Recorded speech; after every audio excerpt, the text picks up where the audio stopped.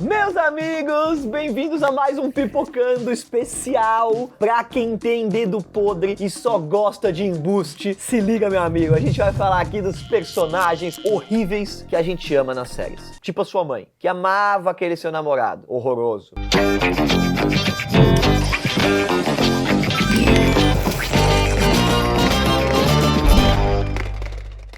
Vamos falar aqui de Villanelle de Killing Eve, que é uma das personagens mais desprezíveis das séries atuais e ainda assim é muito amada pelo público. A menina, além de assassina e psicopata, ainda é excêntrica e vive brincando com as presas de jeitos inusitados.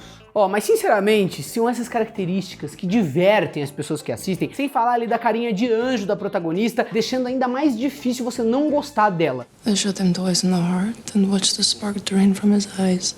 Esse jeitinho tá inclusive nas poucas relações da Villanelle, com ela assustando o mentor toda hora e mandando presentes pra Eve. Outro ponto que ajuda na humanização, ainda mais nas últimas temporadas, é a obsessão dela pela protagonista, muitas vezes mascarada como amor, inclusive. A própria Phoebe Waller-Bridge, criadora da série, já falou como a Villanelle é interessante por ser sincera como as regras do mundo não funcionam pra ela. Sembra che mia moglie abbia un vestito così.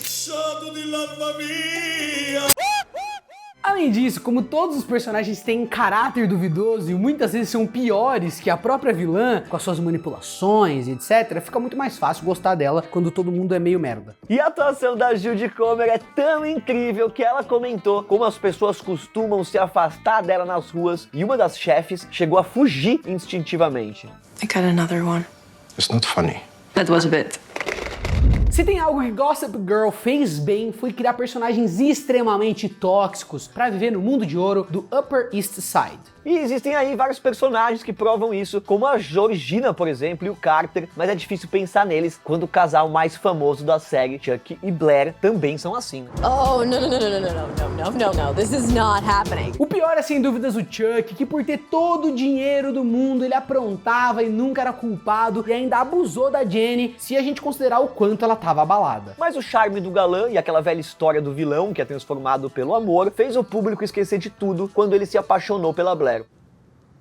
I have an investment idea. Já a garota menosprezava os colegas mais pobres, mas por ser confiante e ter aquela vibe patricinha malvada, tipo a Regina George, geral amava e queria ser como ela. No, I don't want to know what you had to do to get that tux. E nem mesmo a relação dos dois era lá essas coisas, já que eles viviam manipulando um outro com joguinhos sentimentais. Mas a relação problemática com os pais, além das tretas na escola, fez o público se apaixonar pelo casal, que quando não tá brigando, é fofo. When are you going to get it? There is no way!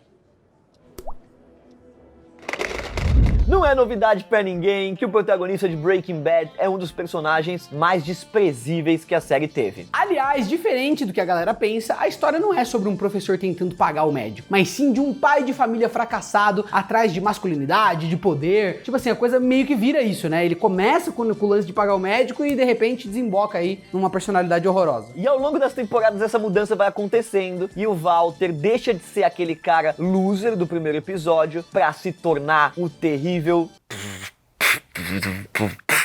Heisenberg. You're goddamn right. Bom, mas ele é tão sacana e manipulador que fica difícil a gente não se surpreender com a inteligência do cara e torcer pra tudo dar certo, porque você tá vendo da perspectiva dele. E mesmo no final, depois do Walter sequestrar a própria filha, o público consegue ainda ficar torcendo pra que todo mundo no cartel morra, que ele saia vencedor, de repente não vá pra cadeia. De repente pega uma peninha leve. A chata é a mulher dele. Get out of here. Now. Não dá pra deixar de lado a atuação do Bryan Cranston, que entrega uma das melhores performances já vistas na televisão, convencendo a gente o tempo todo. O cara é um monstro. Isso sem contar o talento do autor, do Vince Gilligan, que criou um personagem cheio de camadas e dimensões, pois sem ela o público nunca aceitaria as atitudes do Vavá. I liked it. I was good at it. A Cersei é outra personagem que só é amada graças ao bom trabalho de desenvolvimento de personagem, deixando as ações dela meio que justificáveis ali na história, você gosta do jeito dela. Sei lá. Se a galera parar pra pensar que a maioria das ações da rainha são por causa de super proteção pelos filhos, e aí justifica? Até justifica? Não. Mesmo assim, ainda existem algumas atitudes injustificáveis, mas a confiança que ela tem de si mesma e os diálogos que são bem pensados apenas ajudam o público a se apegar ainda mais. Isso sem contar que a história se passa raça no meio de uma guerra por poder, então não rola ficar aí analisando as pessoas pelas regras comuns do mundo. É lei de guerra, política de guerra. Do see if you can take some time away from your coins and your whores. I would very much appreciate it. E não dá pra negar que foi divertido ver ela ali tomando uma taça de vinho enquanto destruía os fanáticos religiosos com o tal do fogo vivo, apesar da Marjorie também morrer ali naquela cena. Então, tipo assim, o Game of Thrones, ele tá sempre fazendo você ficar feliz e triste ao mesmo tempo. Infelizmente, assim como muita coisa da última temporada, a personagem não teve um final digno, e a própria atriz disse que esperava aí algo melhor pra Cersei. That is a lovely tie. It's a shame it's around such a worthless neck. O Hannibal é o tipo de personagem que dispensa apresentações aqui, vocês já conhecem, ele marcou a literatura, o cinema e depois também ganhou espaço na TV. Inclusive nós temos um convidado ilustre aqui hoje no episódio, olha só quem veio. Ai, negócio horrível, velho. Ó, essa máscara não protege contra o coronavírus, viu? Não protege do coronavírus, mas protege que eu coma suas vísceras. Você é o bichão mesmo, hein, doido? Ok, o cara é o pior tipo de pessoa possível, não só mata centenas de inocentes, como também manipula todo mundo, usando a sua inteligência absurda pro mal. Bom, mas a gente não estaria falando aqui de um grande personagem se ele fosse apenas isso, afinal, existem certas qualidades que são invejáveis no tal do Dr. Lecter. Um dos maiores pontos é o charme incontestável, que tem muito mérito aí do Mads Mikkelsen em equilibrar a psicopatia com muita elegância na postura, jeito de falar. É, ele tem toda aquela coisa, aquela pompa. Olá, tudo bem? Eu vou mastigar a sua orelha hoje. Will is a loss and we're mourning a death. E as habilidades do Hannibal são invejáveis, já que ele tem todo o conhecimento ali de medicina, psiquiatria, além de ser um lutador, um artista incrível, fazer pratos top, ignorando ali a parte da carne humana. Ou seja, acho que carne humana deve fazer bem pra saúde, né? Porque o cara, ele se desenvolveu muito bem. Pra saúde de quem come, né? Not physically. Isso tudo fora a história dele, que tem um passado traumático, além das relações interessantes com os outros personagens, principalmente o Will. Aliás, uma das coisas mais interessantes dessa série é a amizade problemática e a tensão psicológica entre esses dois, sendo difícil saber quem é o mais maluco, quem é o mais alucinado de todos. O showrunner comentou como que ele planejou isso desde o início e se baseou no trecho do livro O Dragão Vermelho, com o Hannibal dizendo que o Will é tão lunático quanto ele. There is a power differential between psychiatrist and patient. One that I'm well aware of, particularly with my own therapist. Agora vamos falar aqui de um personagem maravilhoso, meus amigos, BoJack Horseman, que é outro daqueles personagens que fazem coisas horríveis, mas tem ali um ladinho profundo que todo mundo ama e você consegue entender. Pra começar, se você não sabe muito sobre a série, ela reflete aí sobre a espetacularização da mídia, os bastidores sombrios que rolam em Hollywood, galera, e as vidas das celebridades. Com certeza rola muita... Não posso falar que estão cortando. Estão cortando.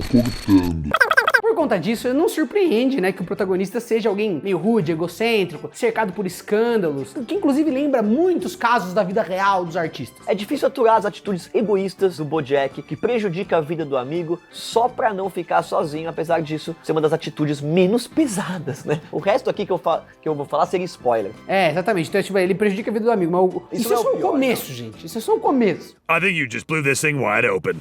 Mas a animação, ela não cai na retratação óbvia do artista problemático, nada disso, gente. Ela faz um background incrível sobre a depressão do cavalo e o abuso psicológico dos pais, que também tiveram ali os seus próprios problemas. Então mostra aquela coisa em cascata, é uma série muito profunda. Mesmo isso não justificando a atitude do protagonista, a gente vê que apesar de tudo, ele é alguém lutando contra os vícios pra ser alguém melhor. Ele quer melhorar, ele só não consegue, tadinho. Good lord, that's depressing. E o que também ajuda é o jeito engraçado do BoJack, com piadas extremamente sarcásticas, além dele também se preocupar sim em ajudar as pessoas apesar de tudo. Então, ele tem um lado bom. I like that.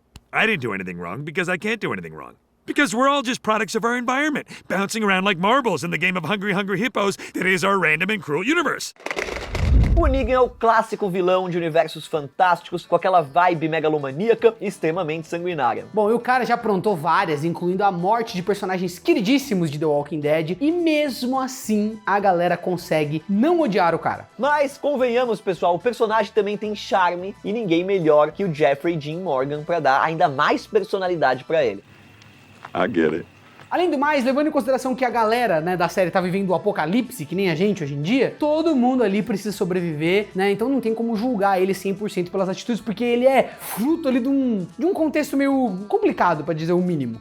I think you can be that guy. Claro que ele podia ficar de boa com os seus comparsas, longe de todos os zumbis, mas que graça isso teria, né, Rolandinho? É, esse plot ia ser meio estranho. Até porque a trama da série já provou como os humanos são um perigo muito maior do que os monstros, né? Sendo essa a verdadeira mensagem aí da série. E mesmo o ator não acreditando numa redenção completa do personagem, ele ganhou toques de anti-herói com o tempo, conquistando cada vez mais destaque entre os fãs.